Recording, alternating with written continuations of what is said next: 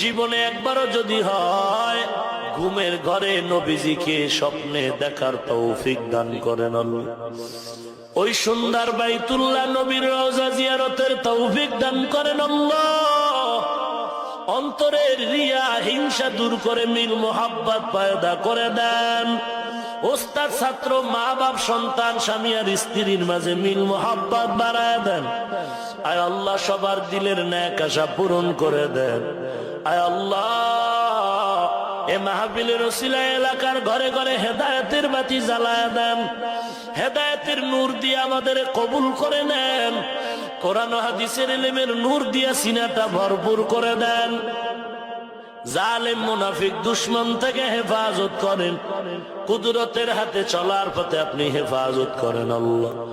আয় আল্লাহ, মোনাজাতের পরে সবাই ঘরে যাবে, কেউ গিয়া দেখবে অনেকের মা এখনো ঘুমায় নাই, আর একদল আপনার গোলাম এখানে আছে, এতিমের মতো মা নাই, বাবা নাই।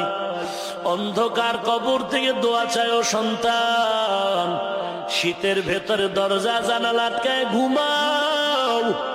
মা বাবার চেহারাটাও কি মনে পড়ে না রে সন্তান? এত নিষ্ঠুর কেন হয়েছ? আয় আল্লাহ, গুনার কারণে দিল পাথর, চোখে পানি নাই, কান্নাওয়ালা চক্ষু দান করেন আল্লাহ। কান্নাওয়ালা চক্ষু দান করেন আল্লাহ। মা বাবার কবর জান্নাতের বাগান বানায় দেন। যারা বেঁচে আছেন হায়াত বাড়ায় দেন।